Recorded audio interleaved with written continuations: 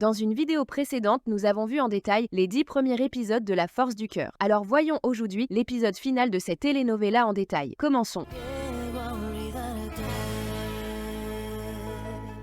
L'histoire reprend avec Fabiola, désespérée, qui accepte un pacte dangereux avec le Mesías. Il lui promet de l'aider, mais seulement si elle ne le dénonce pas à la police. Pendant ce temps, la police débarque chez Gustavo, où il découvre Camilo grièvement blessé et Clara introuvable. Willy, de son côté, met enfin Angela au courant de tout ce que Juan Marcos a traversé. Sans hésiter, elle part immédiatement à sa recherche. Mais dans l'ombre, Bernardo continue de semer la terreur. Il a violé Clara et l'a envoyée dans un bordel. Il ment ensuite au Mesías en disant qu'il l'a assassinée. Fernanda, manipulatrice comme jamais, pousse Yvonne à tuer Fabiola pour pouvoir garder Miguel pour elle seule. Samantha, en danger, avoue à Willy que Bernardo a tenté de l'empoisonner. Juan Marcos tente de jouer les médiateurs entre Samantha et Willy, les incitant à se réconcilier. De son côté, le Mesías informe Fabiola que Clara est morte. Willy découvre alors Samantha assise sur les genoux du Mesías. Que se passe-t-il réellement entre eux? Juan Marcos et Angela se marient enfin civilement, mais dans l'ombre, Yvonne et Fernanda planifient toujours la mort de Fabiola. Jessica aperçoit le Mesías chez Willy et Samantha, ce qui déclenche une vague d'angoisse. Fabiola confie à Miguel ce qu'elle a vécu avec le Mesías. Pendant ce temps, Cecilia sort du coma et révèle à Miguel que Bernardo finance secrètement un internat depuis des années. Fabiola appelle cet établissement en Suisse et apprend qu'une femme du nom d'El Castillo y est internée. Le Mesías, entre deux plans, annonce à Yvonne qu'il doit bientôt retourner en Colombie et que s'il ne revoit pas Samantha, il partira avec elle. Samantha quitte finalement son travail avec lui. Au réveillon du Nouvel An, tout le monde célèbre, mais sous la surface, les tensions restent palpables. Puis Cecilia fait une révélation bouleversante à Miguel. Bernardo cache un terrible secret lié au nom d'El Castillo. La fille de Juan Marcos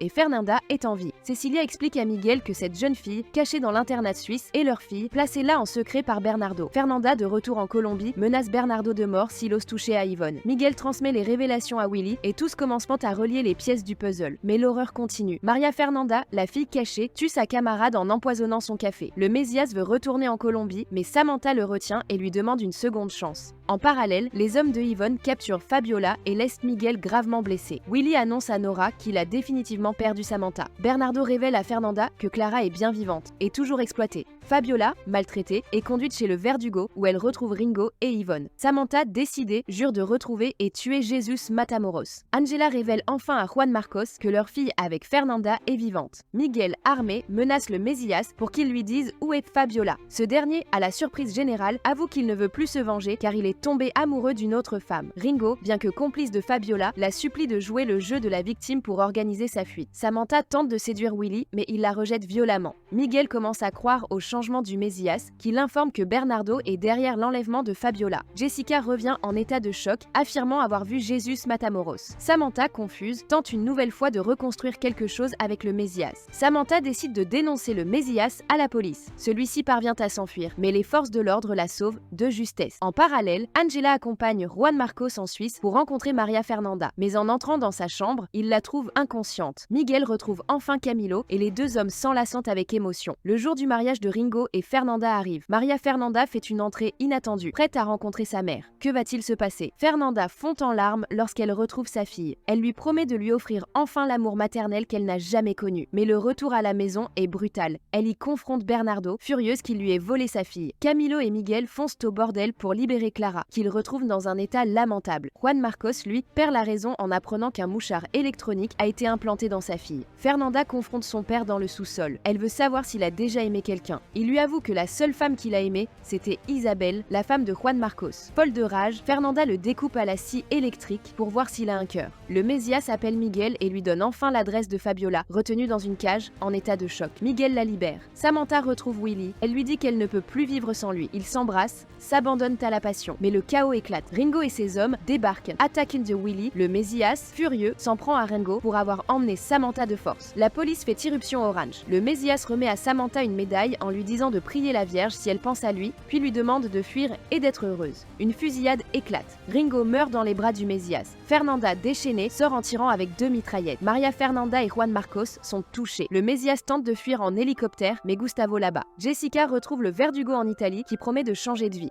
Finalement, les couples survivants, Willy et Samantha, Juan Marcos et Angela, Miguel et Fabiola, vivent heureux et en paix, du moins pour l'instant.